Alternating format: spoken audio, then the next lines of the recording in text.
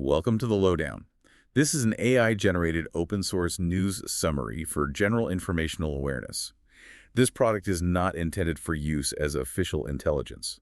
The views expressed here are solely those of the cited authors and do not reflect the official policy or position of the Department of War, the United States Air Force, or any other U.S. government agency. Iranian leadership is exhibiting severe internal friction regarding negotiations over the Strait of Hormuz, complicating diplomatic channels amid pauses in U.S. military operations.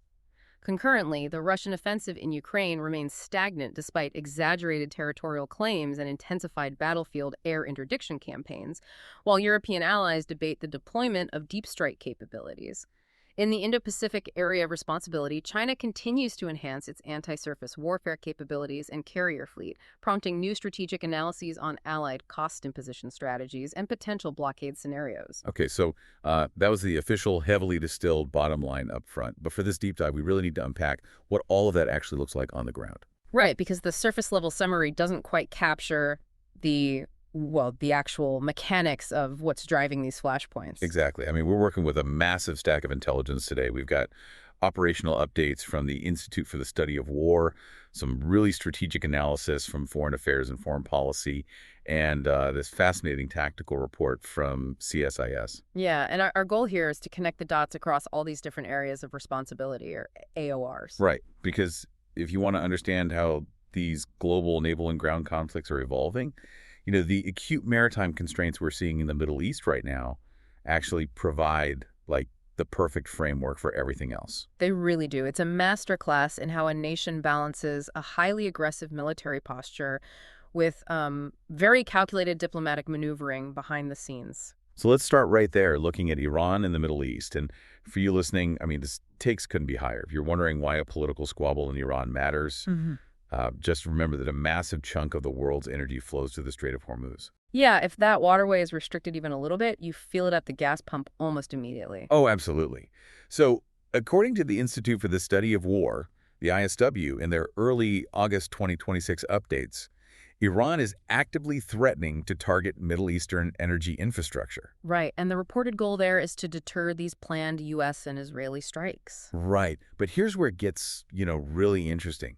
The ISW notes that during that April 2026 ceasefire, the IRGC Quads force wasn't just sitting around. No, not at all. They were actively coordinating with Houthi, Hezbollah, and Iraqi militia commanders to actually expand the conflict. Which tells us so much about how they view ceasefires. I mean, it wasn't a pause for peace. It was just a logistical pause to reload and coordinate. Exactly, and we're seeing the physical results of that right now. I mean, Kuwaiti air defense has had to intercept Iranian drones just on August 1st. Yeah, and Iran is continuing to forcefully assert physical control over the Strait of Hormuz itself. Right. The UK maritime trade operations, they noted an explosion near a civilian vessel off the coast of Oman on August 2nd. So they aren't just sending angry diplomatic letters. They're using actual kinetic force to penalize vessels that refuse to use their approved routes. Yeah, and physically controlling a geographic choke point like that, it translates directly into massive economic leverage globally.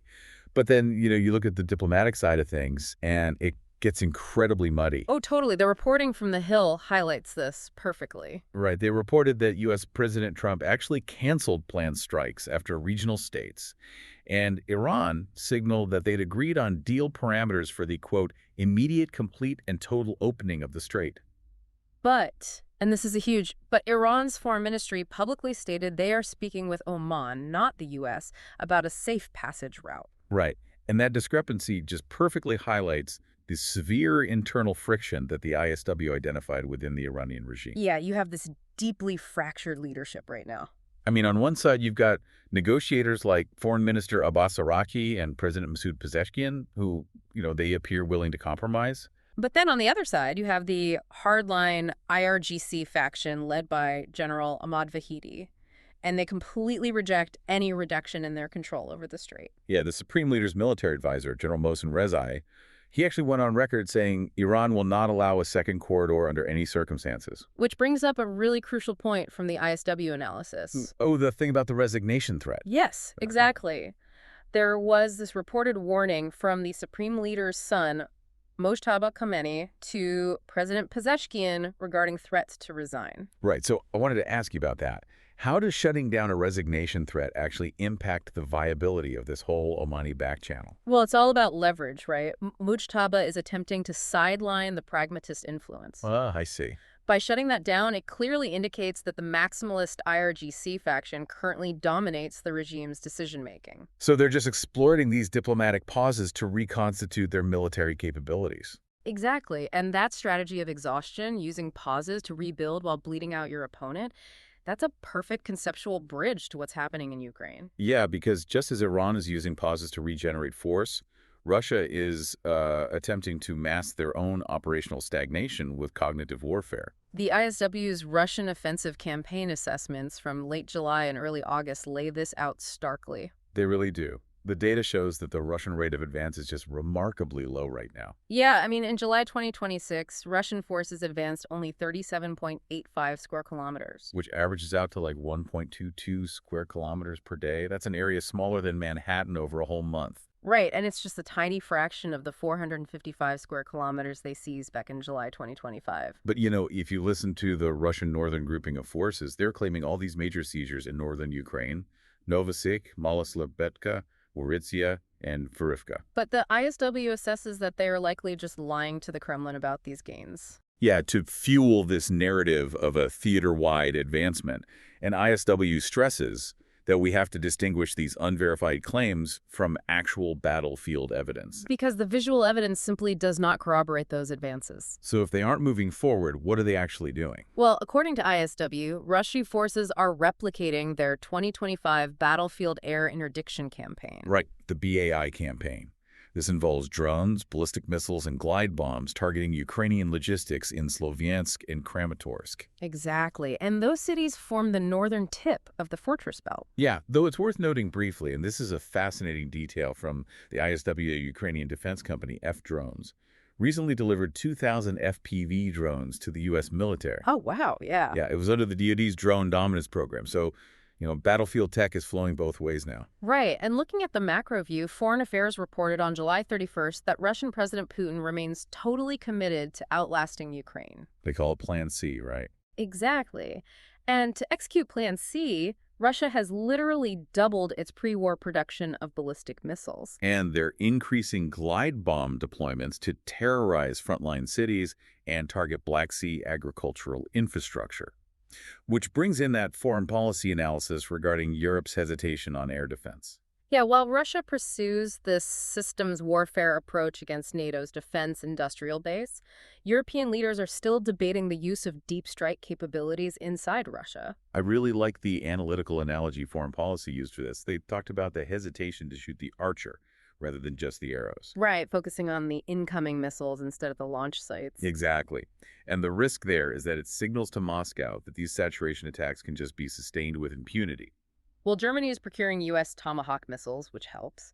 But foreign policy notes that these moves are hindered by fears of Russian nuclear blackmail. Right, but Foreign Affairs adds some really important context here, which is that not all Russian elites actually support this maximalist approach. Oh, definitely. Figures like the military analyst Vasily Kashin and even the CEO of Russia's largest bank have published or voiced pragmatic calls to freeze or conclude the hostilities. So there are cracks, even if they aren't fully visible yet. Exactly. Now, I want to transition to the Indo-Pacific area of responsibility because we can compare Russia's attritional blockade of the Black Sea to China's evaluated options for Taiwan. Yeah, the ISW's China and Taiwan update from July 31st had some critical data on this. They reported that the PLA conducted 2-day live-fire drills within PRC territorial waters near Dongshan Island in Fujian province. And the timing there is key. It was right following a speech by Taiwanese President William Lai Ching-te. Right, standard signaling.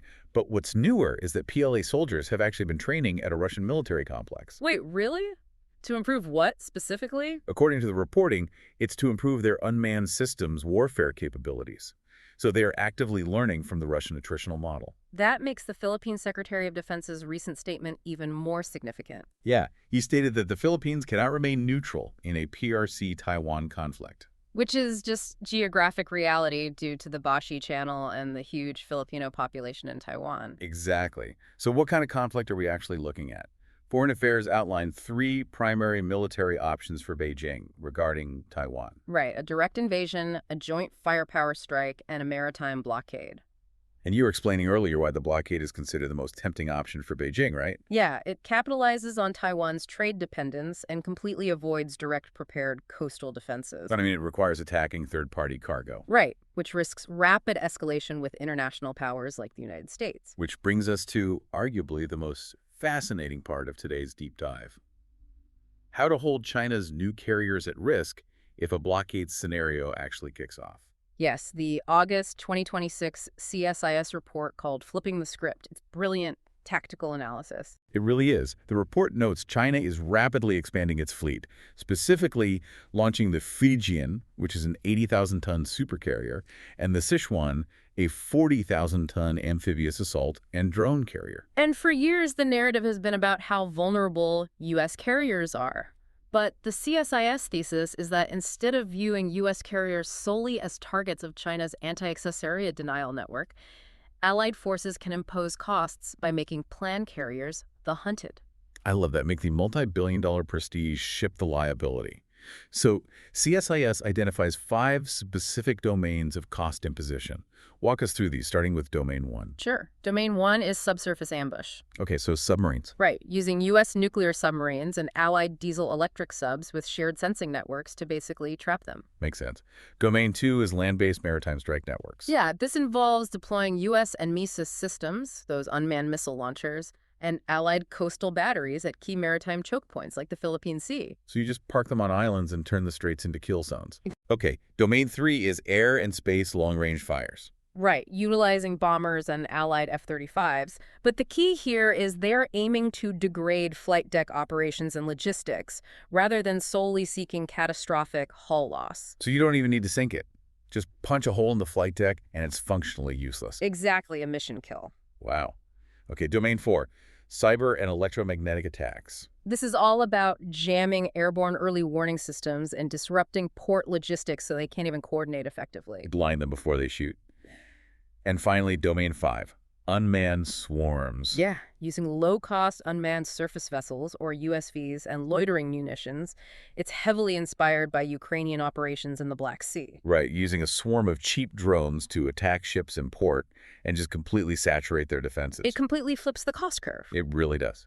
So if you were to deliver a formal summary of the operational significance of everything we've covered today across all these AORs, what's the through line? The through line is that from the Strait of Hormuz to the Ukrainian front lines to the Taiwan Strait, near-peer adversaries are leveraging asymmetric denial tactics, cognitive warfare, and maritime choke points to exhaust U.S. and Allied resolve. It's a global strategy of exhaustion, which leaves you, the listener, with a final analytical consideration as you monitor these developments. Right. If the future of global power projection requires deploying million-dollar missiles against billion-dollar capital ships, how rapidly must the U.S. and its allies transition their defense industrial bases from a posture of peacetime deterrence to one of sustained, high-attrition munitions co-production? That is the defining question for the defense industry right now. Absolutely.